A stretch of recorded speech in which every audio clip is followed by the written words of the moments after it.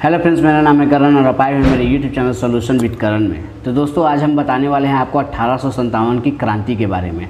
1857 की क्रांति किस कारण से हुआ, क्या हुआ उस समय कि 1857 की क्रांति हुआ, उस समय उसमें विद्रोह हुआ, उसका स्वरूप क्या था, आज इसी के बारे में मैं चर्चा करूंगा। लेकिन उससे पहले 1857 की क्रांति का कुछ प्रमुख बिंदु हैं जो आपको जानना बहुत ज़रूरी है, जो किसी न किसी भी एग्ज़ाम में आ सकता है। चाहे वो सरस्वती बीपीएससी में हो सकता है आ जाए, या फिर कह सकते हैं कि किसी भी TNT रेलवे हो गया, ग्रुप डी हो गया, या फिर आप किसी भी एग्ज़ाम में अगर देते हैं तो वो क्वेश्चन किसी न किसी में ज़रूर आता भी है और आप सुने भी होंगे। ठीक है, तो चलिए हम ज़्यादा समय ना लेते हुए आपको हम बताते हैं कि वो प्रमुख बिंदु कौन कौन से हैं। ठीक है, तो सबसे पहले जो है आपको मैं बता दूं कि 1857 की क्रांति जब हुई थी तो उस समय मुग़ल सम्राट कौन था।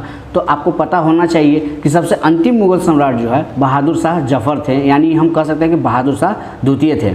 ठीक है, अब हम चलते हैं कि सेकंड क्वेश्चन जो है आपको आता है कि 1857 की क्रांति के समय ब्रिटेन के प्रधानमंत्री कौन थे। तो उस समय जो है 1857 की जब क्रांति हुई थी तो उस समय ब्रिटेन का प्रधानमंत्री जो है पर्मस्टन थे। ठीक है, अब हम एथिक कहते हैं कि अगला चैप्टर एथिक कहता है कि 1857 की जब क्रांति हुई थी तो उस समय भारत के गवर्नर जनरल कौन थे। तो उस समय भारत के गवर्नर जनरल लॉर्ड कैनिंग थे, जो 1856 में लॉर्ड डलहौजी के जाने के बाद वो आए हुए थे। उसके बाद हम कहें तो 1857 की क्रांति के समय जो विद्रोह हुआ था दिल्ली विद्रोह को दबाने के लिए जो है ब्रिटिश सरकार ने किसे नियुक्त किया था, जो दिल्ली में जा कर के किस सेनापति को नियुक्त किया था जो दिल्ली में जा कर के उस आंदोलन को दबा दिया था। तो वो इंसान था कैंपबेल। ठीक है, तो अब हम बात करते हैं कि 1857 की जो क्रांति हुई थी, जो विद्रोह हुआ था, तो उस क्रांति का प्रतीक क्या था।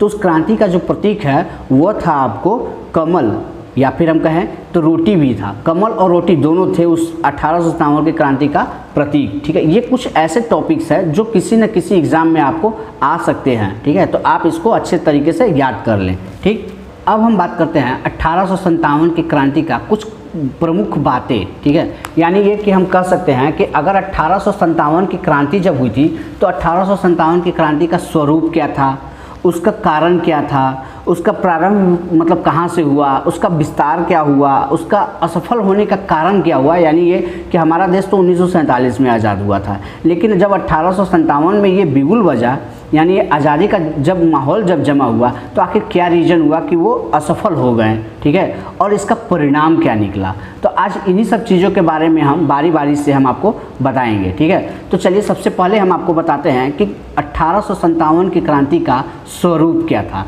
तो स्वरूप जो है उसका, यानी ये कि जब 1857 की क्रांति हुआ था तो उस समय 4 स्वरूपों से क्रांति को जाना जाता था। जैसे कि कुछ भारतीय इतिहासकार जो है उन आपको 1857 की क्रांति को क्रांति का स्वरूप देते थे, या फिर हम कहें तो पहला स्वतंत्रता संग्राम का स्वरूप दिया करते थे।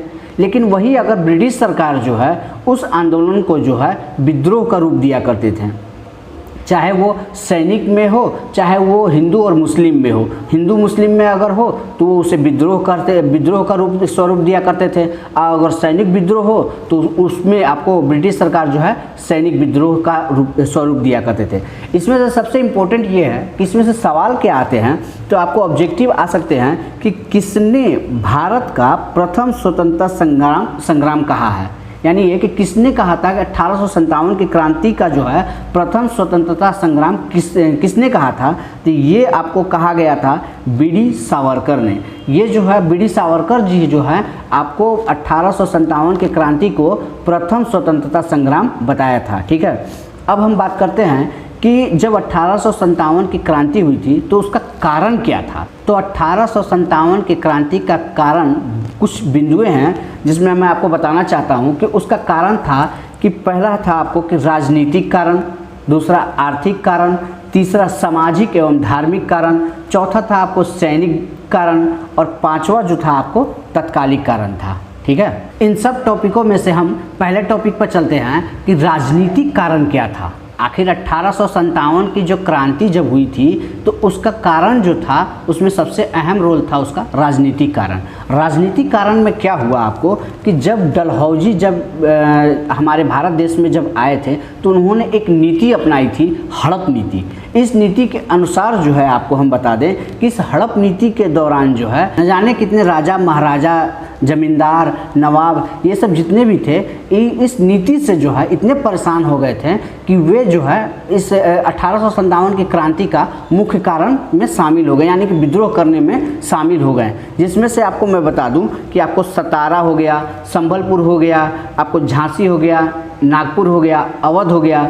अवध के जो आखिरी नवाब थे आपको वाजिद अली नवाब, ये थे। इनको तो मतलब इनको जो है ना हमारे जो अवध जो है जो यूपी आज के समय में मतलब जाना जाता है, तो वहाँ के जो आखिरी नवाब थे आपको वाजिद अली साहब, उनको जो है आपको कुशासन का आरोप लगा करके उनके राज्य को जो है अपने ब्रिटिश सरकार में शामिल कर लिया था। जिस कारण न जाने कितने राजे महाराजे उस क्षेत्र के जो राजे रजवाड़े जो हुआ करते थे, जो जमींदार हुआ करते थे, वो इस नीति से बहुत ज़्यादा दुखित हुए और वे इस नीति के कारण ही बहुत ज़्यादा नाराज़ भी हुए थे। इसी राजनीति के कारण आपको 1857 की क्रांति का शुभारंभ हुआ था। ठीक है, अब हम बात करते हैं सेकंड टॉपिक, आर्थिक कारण की। आर्थिक कारण, आखिर 1857 की क्रांति में आर्थिक कारण का क्या महत्वपूर्ण था, जिसके कारण कुछ लोग जो है आपको 1857 की क्रांति का भागीदार बन गए।